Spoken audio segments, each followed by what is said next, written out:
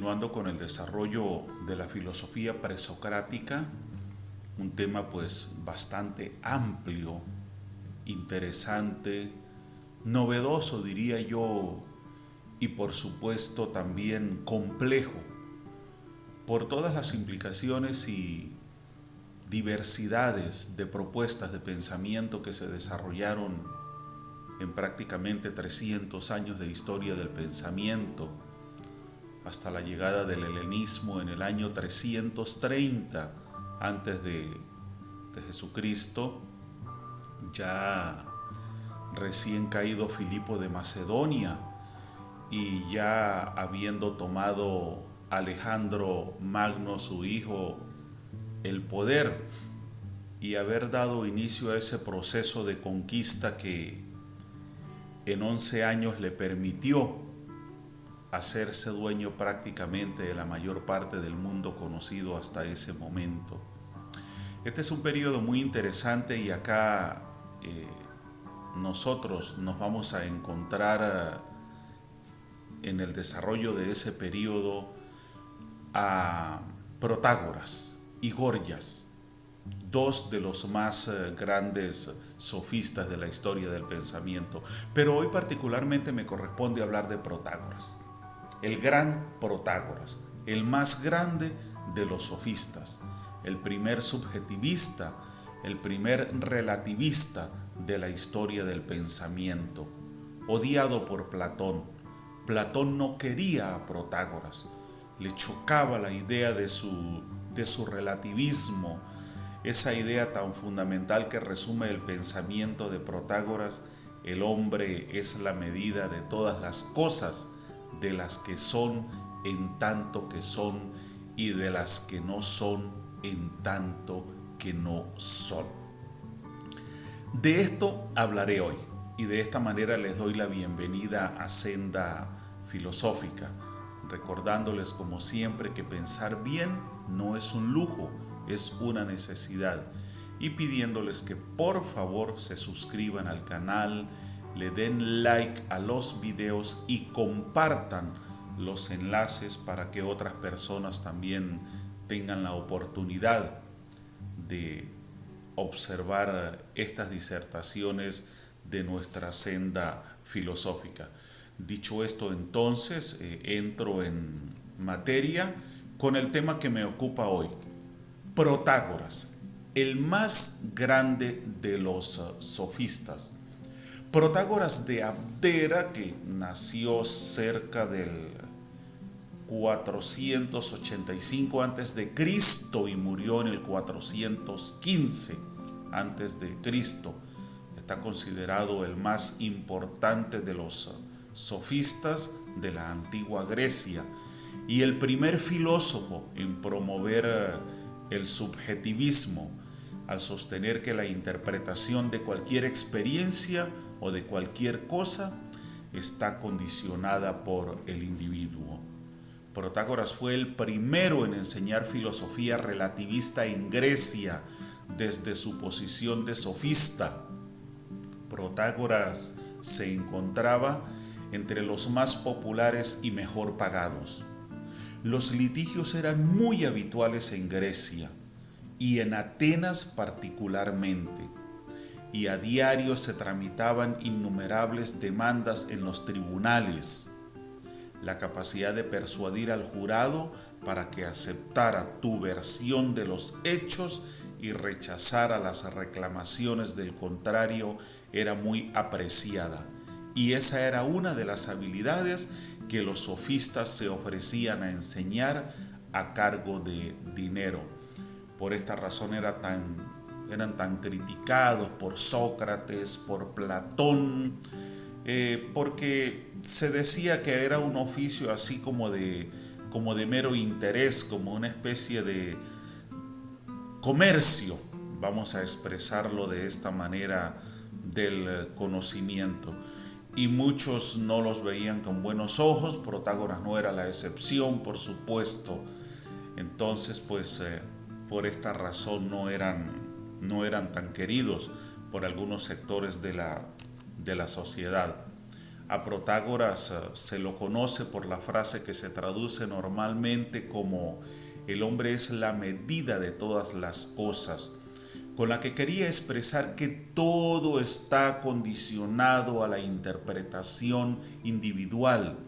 De la misma forma, lo correcto y lo incorrecto son etiquetas que la gente usa basándose en su propia experiencia e interpretación.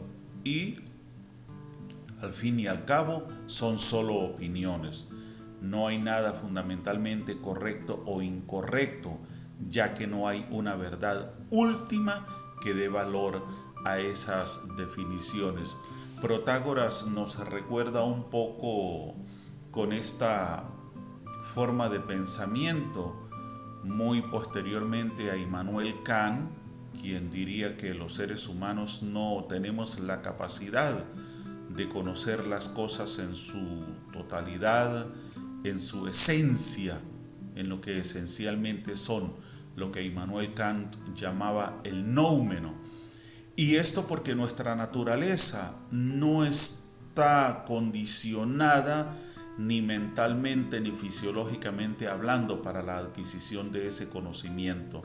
Y también podríamos recordar un poquito a Nietzsche, quien nos decía que no hay hechos, solo hay interpretaciones. Nietzsche era crítico de Sócrates y también odiaba esa idea del concepto, consideraba el concepto prácticamente como una prisión que obstaculiza la posibilidad de interpretar adecuadamente las particularidades de la realidad. Entonces es un poquito como enlazando, ¿no?, este relativismo, este subjetivismo de Protágoras, quien consideraba que era el individuo el que hacía una interpretación individual y que no hay nada que sea fundamentalmente correcto o incorrecto. No hay una verdad última que pueda darle valor a las definiciones. Platón rebatió las afirmaciones de Protágoras y sostenía que debía haber una verdad fundamental que dotara de contenido a las definiciones y valores que la gente consideraba verdaderos. Si, como afirmaba Protágoras, la verdad no existía, cualquier razonamiento sobre lo correcto y lo incorrecto era una mera opinión y, lo que es más, las leyes y las costumbres sociales quedarían desprovistas de significado. Platón dedicó un diálogo entero, el Protágoras, a refutar esta visión relativista, pero se podría sostener que el conjunto de su obra está esencialmente dedicado a demostrar que Protágoras estaba equivocado. Acá lo que yo destacaría en este sentido como base para apoyar esta postura totalmente contraria de Platón a la idea de Protágoras sobre el relativismo y el subjetivismo sería el tan famosamente conocido mito de la caverna, la alegoría de la caverna, porque pues por supuesto podemos tener una plena conciencia, vamos a decirlo de esta forma, de las posturas radicalmente opuestas entre Protágoras y Platón. Protágoras, la opinión, el subjetivismo, el relativismo. Es prácticamente como que todo depende del ojo con que se mire, ¿ok? Pero Platón no lo veía de esta forma. A Platón le chocaba porque de alguna forma ese relativismo y ese subjetivismo imposibilitan el poder adquirir verdaderamente un conocimiento. Para Platón tenía que haber un carácter de fundamentalidad que le diera como cierta estabilidad, cierto equilibrio, como cierto referente fijo a la posibilidad de adquisición del conocimiento. Porque si las cosas van, vienen, dependen de cómo cada quien las ve, ¿cómo puedo hablar de verdadero conocimiento? Y esto, por supuesto, Platón lo defendía con su mundo de las ideas. decía, mire, hay un mundo que no puede ser percibido por nuestra sensibilidad, que es el mundo de las ideas, donde existe el molde perfecto, originario, del que los componentes de la realidad de nuestro mundo sensible no son más que copias, y por lo tanto en nuestro mundo sensible no hay nada perfecto. Todo tiene defectos, todo es así como que incompleto, y este mundo no se presta para la adquisición del conocimiento. El verdadero conocimiento se adquiere desde el mundo de las ideas, y en realidad nosotros no aprendemos en este mundo. No, nosotros lo que hacemos es que cuando aprendemos recordamos. ¿Por qué? Porque nuestra alma, que ya habitó en el mundo de las ideas, de allá viene dotada de conocimiento, y al habitar en nuestro cuerpo es el alma la que recuerda, y ese recordar del alma es lo que nosotros llamamos adquisición de conocimiento. Pero un conocimiento que tiene como origen el mundo de las ideas, ideas que han sido eternas, perfectas, inmutables, que han existido desde siempre, que existirán para siempre y que son la base de todo lo existente. Entonces me detengo en esto porque esa es la postura argumentativa de Platón para llevarle la contraria a Protágoras y sostener que Protágoras estaba equivocado al expresar su relativismo y su subjetivismo. Protágoras, el sofista. Los sofistas enseñaban a la gente, en particular a los hombres jóvenes, los aspectos más refinados de la cultura y a cómo hablar con propiedad, concepto que da origen al término sofisticado. Como en Grecia y en Atenas en particular, los litigios eran muy habituales, el dominio de la oratoria como medio para defenderse o acusar a alguien en un tribunal se valoraba mucho. Ya esto es un tema que nosotros tratamos de manera muy amplia en dos disertaciones anteriores sobre los sofistas. Según antiguos autores, Protágoras se ganaba la vida principalmente formando a jóvenes adinerados en el arte de la retórica para su uso en los tribunales. Mucho de lo que sabemos sobre la vida y las enseñanzas de Protágoras procede de dos de los diálogos de Platón, el Protágoras y el Tiiteto, en los que lo representa de forma poco favorable. A Protágoras se lo conoce sobre todo por afirmar que de todas las cosas el hombre es la medida, de las que son en cuanto que son y de las que no son en cuanto que no son. O, en otras palabras, que todo está condicionado a la experiencia, el criterio y la interpretación individual. Este pensamiento a menudo se expresa como el hombre es la medida de todas las cosas o todo es relativo. Se piensa que esta máxima era particularmente útil en un juicio donde un fiscal o un abogado defensor podían emplear un razonamiento relativista para ganar un caso. Por ejemplo, si una persona A aseguraba que una persona B la había perjudicado al llevarse una cabra de su jardín y Protágoras era el instructor de la persona B o incluso la estaba representando, podría responder a la acusación declarando que quizás la persona A creía que la cabra era suya, pero como la persona B afirmaba lo mismo y al no haber ninguna prueba física, no había forma de constatar la opinión de la persona A. Si la persona A llamaba a testigos para confirmar su versión, Protágoras los recibiría con escepticismo, puesto que estarían claramente predispuestos a favor de la persona A. El caso se ganaba generando suficientes dudas en los miembros del jurado como para decidir a favor de la persona B.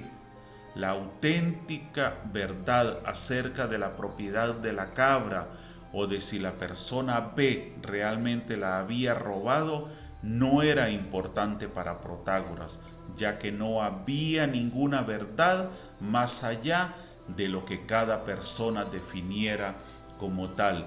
Este ejemplo, muy bien detallado y muy bien explicado, nos da una idea clara de lo que era la postura relativista o subjetiva de Protágoras. En filosofía, el relativismo es la creencia de que no hay una verdad última y objetiva. Y Protágoras se podría considerar el primer relativista de la cultura occidental. Evidentemente, Platón creía en una verdad objetiva que todo el mundo debe comprender y reconocer para vivir una vida plena, satisfactoria y productiva. Su filosofía y la de Protágoras, por tanto, estaban claramente reñidas. Los profesores Baird y Kaufman escriben: Platón interpreta a Protágoras en el sentido de que cada persona, y no la humanidad en su conjunto, es la medida de todas las cosas, y de esta forma ataca el relativismo de Protágoras. Sin embargo, Protágoras podría simplemente haber estado sirviéndose de las ideas que antes el filósofo griego Genófanes de Colofón había sido el primero en adoptar, y quien hizo énfasis en las limitaciones del conocimiento humano. Genófanes escribe: ningún hombre sabe y nunca sabrá la verdad acerca de los dioses y sobre cuántas cosas digo, ya que incluso si uno acertara a decir la verdad completa, en realidad no lo sabe. Sobre todas las cosas no hay más que opinión. Aquí Genófanes está diciendo que, debido a la naturaleza subjetiva de la interpretación y el conocimiento humano, incluso si alguien descubriera la verdad acerca de los dioses, él mismo no sería capaz de darse cuenta de esa verdad, porque la opinión, nuestro conocimiento subjetivo, nubla y distorsiona esa posibilidad. Acá en Genófanes encontramos como una especie de escepticismo. ¿Por qué? Porque se niega también a la posibilidad de que el hombre pueda ser dueño de una verdad absoluta o definitiva. La posición subjetiva del hombre apoyada en la opinión, el hecho de que no haya más que opinión, no le permite al hombre llegar a un verdadero conocimiento. Entonces, esta postura de Genófanes es así como muy similar a la de Protágoras, y fíjense ustedes en lo siguiente. Protágoras parece estar diciendo algo muy similar cuando escribe: acerca de los dioses no soy capaz de saber si existen o si no existen, ni qué forma tienen, puesto que muchos factores impiden mi conocimiento, la opacidad del asunto y la brevedad de la vida humana. Estas palabras también reflejan otro de los pensamientos de Genófanes con relación al conocimiento de los dioses, en el que afirmaba que uno solo podía acercarse a ese conocimiento buscándolo, y aún así solo conseguiría capturar una sombra. Las posturas como la de Genófanes, Protágoras, un poco similar Sócrates, posteriormente Epicuro también, ese escepticismo con respecto a la posibilidad del conocimiento de los dioses, incluso recordemos que muchísimo después Epicuro iba de alguna forma a quitarles valor y a sugerir al hombre que se apoyara más en la naturaleza de los hechos directamente. Estas posturas eran condenadas en Grecia de una manera muy dura y siempre se las definía como impiedad. ¿Y qué era la impiedad? Justamente el escepticismo, la falta de fe, vamos a expresarlo de esta forma, en la existencia de los dioses, en sus cualidades. Con todo y que nosotros, si desde nuestro sentido común lo analizamos, entendemos perfectamente la postura de Xenófanes, de Protágoras, un poco de Sócrates, de Epicuro, de todos aquellos que fueron acusados, condenados, desterrados, asesinados por expresar sus ideas con respecto a los dioses, porque es literalmente lo que cada uno de ellos decía, y acá en este caso nos concentramos en Protágoras y en Xenófanes. Es difícil entender, es prácticamente imposible, porque nunca nadie, en términos de relación con la divinidad, ha sido capaz de demostrar la existencia de esa divinidad. Y como en una oportunidad, haciendo referencia, por ejemplo, a nuestro Dios cristiano, concretamente me decía mi amigo filósofo Néstor Osorio, a Dios se lo vive desde la fe. Bien, lo dejo hasta ahí. Ok, entonces, el famoso relativismo de Protágoras, pues, podría haber sido inicialmente una simple observación empírica sobre la condición humana, y en ningún caso un relativismo absoluto, ya que nunca declaró que la verdad o los dioses no existieran. Simplemente que no hay una forma objetiva de definir lo que esas cosas son. Y esto de alguna forma apoya o reafirma lo que les acabo de explicar. En ningún momento Protágoras decía los dioses no existen. Simplemente ¿cómo los defino?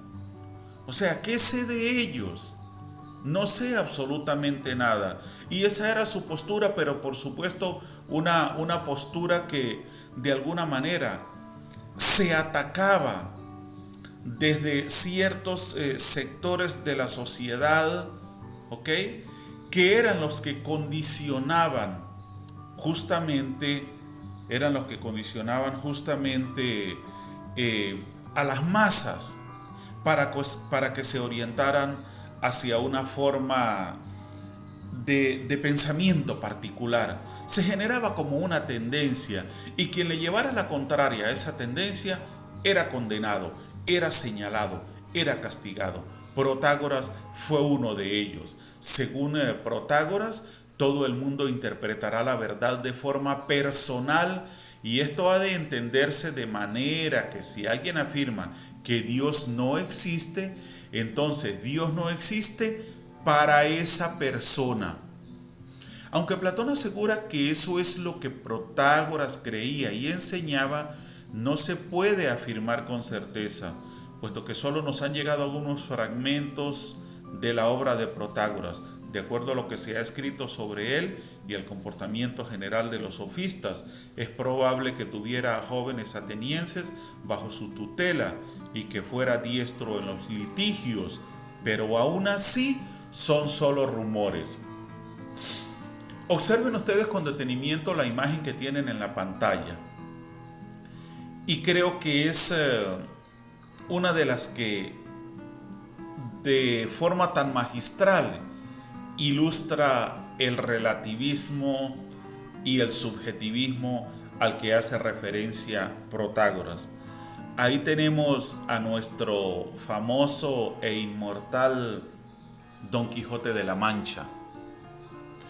Don Quijote veía gigantes, Sancho Panza veía molinos. Y ahí tenemos una imagen de un gigante con las aspas de molino a sus espaldas, como sintetizando la visión de Sancho Panza y de Don Quijote al mismo tiempo. Y esta imagen ilustra lo que decía Protágoras sobre el subjetivismo y el relativismo. El hombre como medida de todas las cosas. Lo que se nos hace difícil, tal y como lo acabo de plantear ahorita, es el hombre como individualidad o la humanidad como conjunto. Platón, ya lo expliqué, decía, no, Protágoras dice que cada individuo, buscando como una forma de tener mayores argumentos para atacar su filosofía.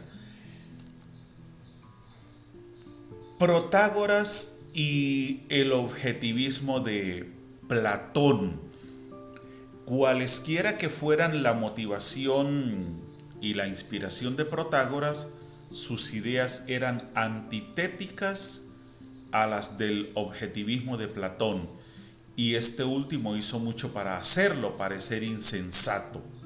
En su diálogo Tiiteto, Platón le hace decir a Sócrates: Protágoras dice que lo que una persona cree es así para la persona que lo cree, ¿verdad? Bien, por muy gratificante que sea escuchar que lo que cada uno de nosotros cree es cierto, me sorprende que no empiece su verdad diciendo que la medida de todas las cosas es el cerdo o el cinocéfalo. Si lo que cada hombre por medio de los sentidos cree que es cierto para él, entonces, mi querido amigo, ¿cómo es Protágoras tan sabio hasta el extremo de creerse con el derecho de enseñar a los demás y por tarifas tan altas? ¿Y por qué nosotros seríamos tan ignorantes que deberíamos asistir a su escuela si cada uno de nosotros es la medida de su propia sabiduría? En este diálogo o en este extracto hay una cosa que debo destacar necesariamente, y es la grandísima genialidad del pensamiento de Platón. Esa manera tan impresionante de argumentar, de defender posturas, de decir, mire, aquí están las razones por las que digo lo que digo. Estos son mis muros de defensa. Y si volviéramos a leer el extracto del diálogo, que por supuesto no lo voy a hacer, el argumento es increíble de verdad.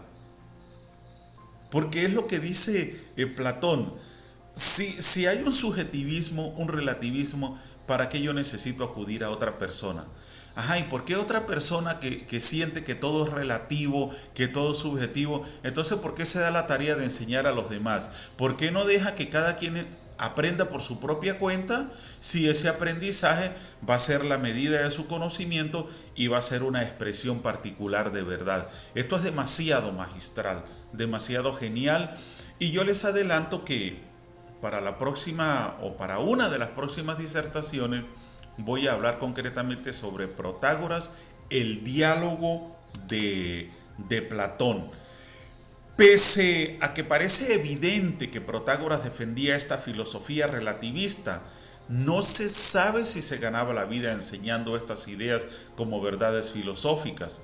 Es probable que usara el paradigma de que un individuo por sí solo era capaz de comprender verdades y realidades independientes para enseñar a sus alumnos cómo ganar casos judiciales al convertir en buena una mala causa, tal y como lo expresa Platón en su diálogo Apología de Sócrates. Hay algo acá, y es el hecho de que muchas de las cosas planteadas en la historia de la filosofía, sobre todo de la filosofía antigua, vamos a ubicarnos concretamente en los periodos de la filosofía griega, los presocráticos, la clásica, el helenismo.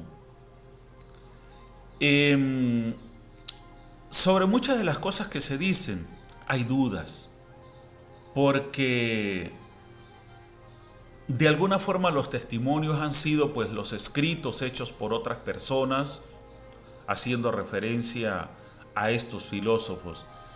Y también que la gran mayoría de las obras escritas por los filósofos antiguos, hablemos de Tales, de Heráclito, de Genófanes, de Protágoras, de Leucipo, Demócrito, tantos que podríamos mencionar porque realmente fueron muchos.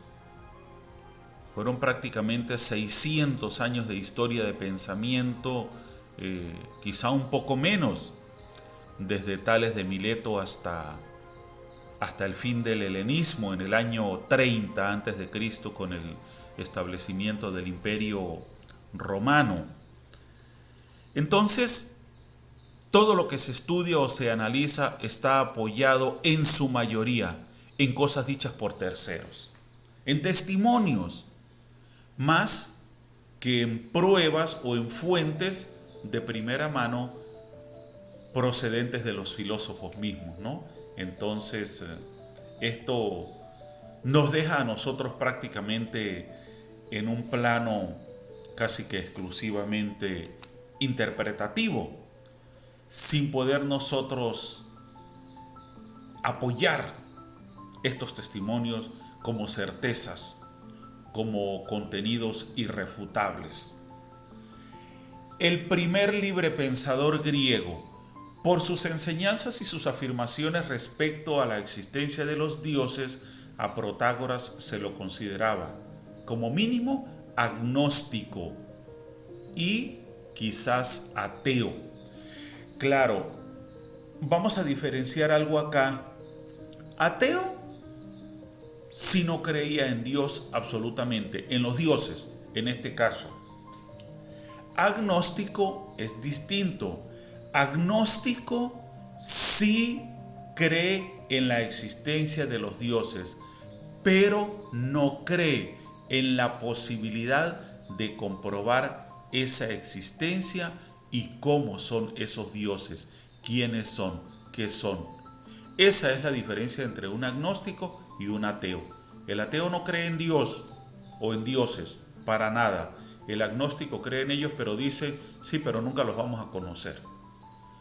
Su distanciamiento de la forma convencional de considerar las cuestiones éticas y religiosas, en este caso estoy hablando de Protágoras, fue solo un aspecto en su alejamiento de los anteriores filósofos presocráticos y su foco en la filosofía natural hacia otra filosofía que cuestionaba los fundamentos de la percepción y lo que significaba ser un hombre. Aquí voy a corregir algo para no generar confusión. Su distanciamiento de la forma convencional de considerar las cuestiones éticas y religiosas fue solo un aspecto en su alejamiento de los anteriores filósofos presocráticos y su foco en la filosofía natural hacia otra filosofía que cuestionaba los fundamentos de la percepción y lo que significaba ser un hombre. Esa sí es la forma correcta de leer este extracto. ¿Por qué? Porque cambia completamente el sentido.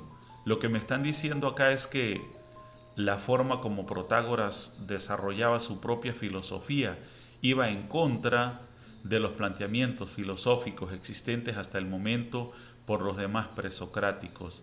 Pero también esta forma de planteamiento convertía o hacía que su filosofía proyectara un cuestionamiento, pusiera en duda los fundamentos de la percepción y lo que significaba ser un hombre. En otras palabras, Protágoras tenía un pensamiento filosófico distinto al existente hasta ese momento. Y uno de los rasgos fundamentales de ese pensamiento, ¿cuál era? Apoyarse más en lo natural, más en la realidad, en nuestro mundo.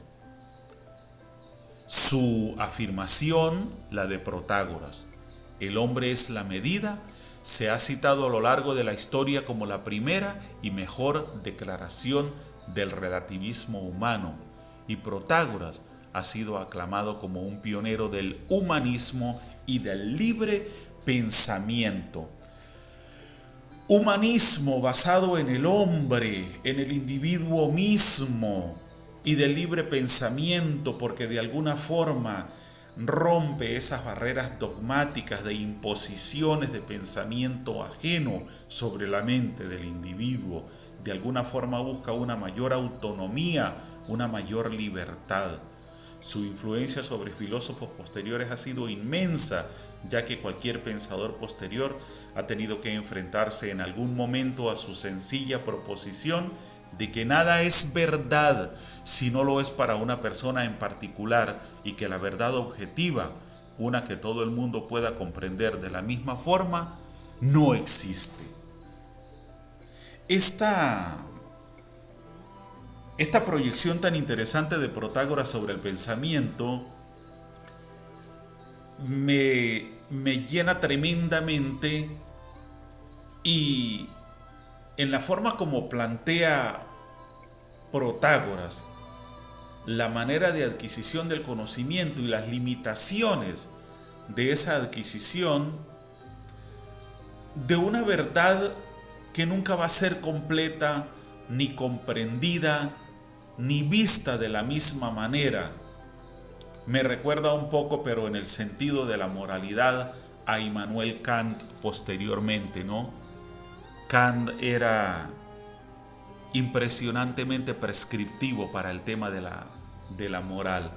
Entonces, la propuesta de Protágoras era simplemente, en resumidas cuentas, el relativismo, el subjetivismo y el convencimiento de que una verdad total, objetiva, completa, vista de la misma forma por todo el mundo, no es posible.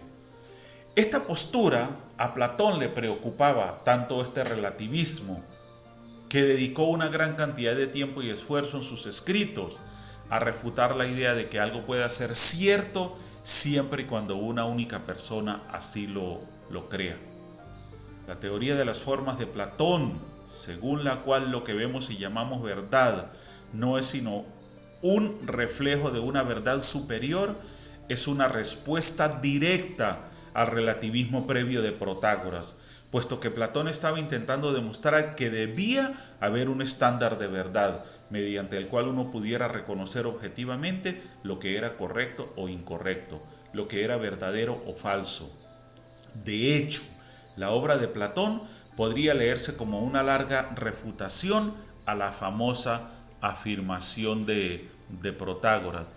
Recordemos a Platón, con su mundo de las ideas, recordemos a Sócrates con su concepto, a Aristóteles con su sustancia compuesta por materia y forma.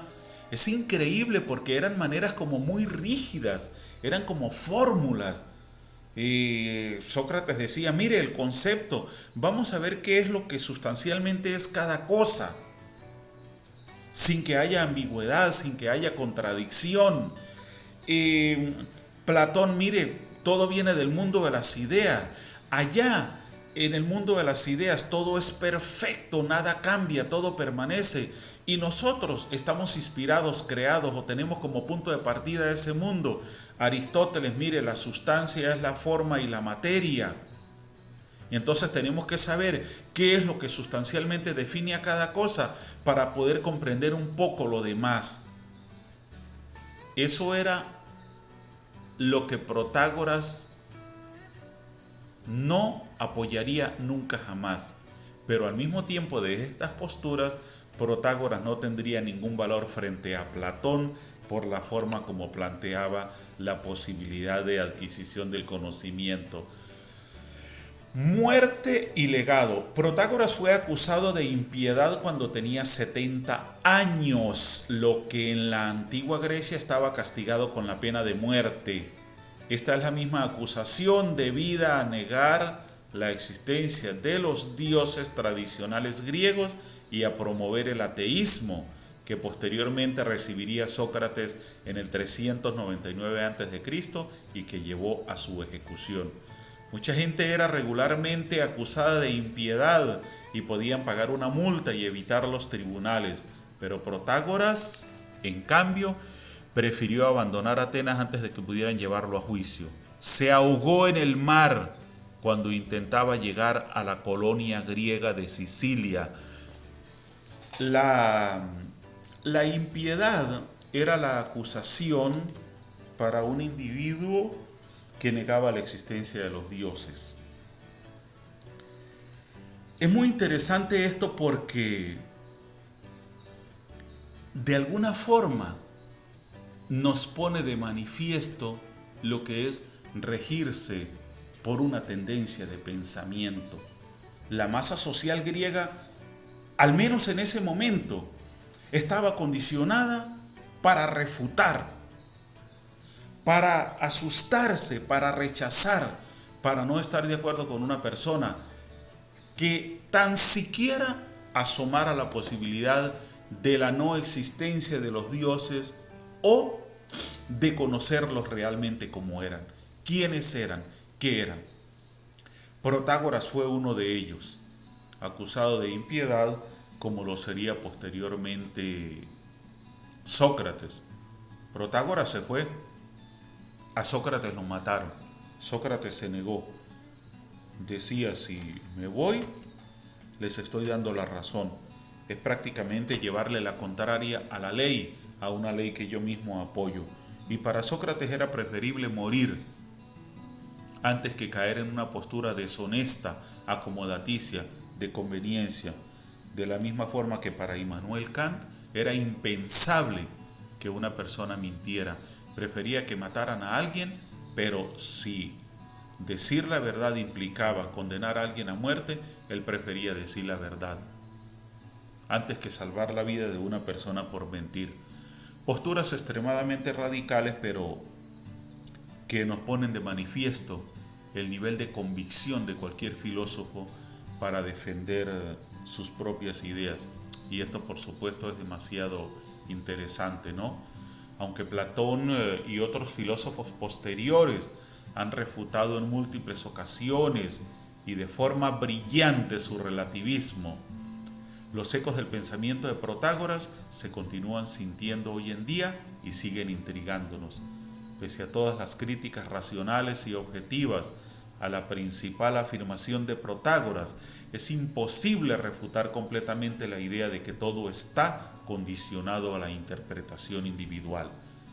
Protágoras sentó las bases en Occidente para el cuestionamiento de las ideas más fundamentales sobre la realidad y la percepción, al sugerir que el mundo que percibe una persona puede ser radicalmente diferente del que está experimentando la persona a su lado. Esto me parece demasiado interesante porque encontramos estos niveles de relativismo en Protágoras, esa postura tan radicalmente contraria en Platón. Nos encontramos a Sócrates, que murió por su forma de pensamiento. Nos encontramos a Immanuel Kant también tan firme en sus ideas, pero también pienso un poquito en Descartes, que usó la duda como tal, que era como otra dimensión, otra forma, otra postura para decir: mire, no nos chupemos el dedo con todo lo que nos dicen. Vamos a dudar, vamos a ver qué pasó aquí, a ver si es cierto, si no es cierto. Y Descartes, como padre de la filosofía moderna, desarrolló un método tan exageradamente magistral, un método tan sistemático, tan estructurado, tan bien organizado, que indudablemente hoy en día sigue teniendo en la mayoría de sus aspectos una vigencia y sigue siendo objeto de discusión. Entonces, pasearnos por la filosofía de Protágoras, el más grande de los sofistas, nos lleva a analizar todas estas cosas, todas estas posturas, ¿no? Esta ha sido mi disertación de el día de hoy sobre Protágoras, el más grande de los sofistas. Demasiado interesante. Me corresponde hacerlo porque es para seguir la línea que vengo desarrollando sobre la historia del pensamiento, a pesar de que últimamente he metido tanto otros temas, los filosofando, analizando algunas cosas por ahí en particular, también como buscando un poquito romper, ¿no? el hilo o la secuencia. Entonces, y también como dando un poquito de variedad. Les recuerdo nuevamente que pensar bien no es un lujo, es una necesidad. Los invito nuevamente también a que se suscriban a Senda Filosófica. Vamos a darle fuerza al proyecto, a darle continuidad y, como les digo siempre, chao, chao.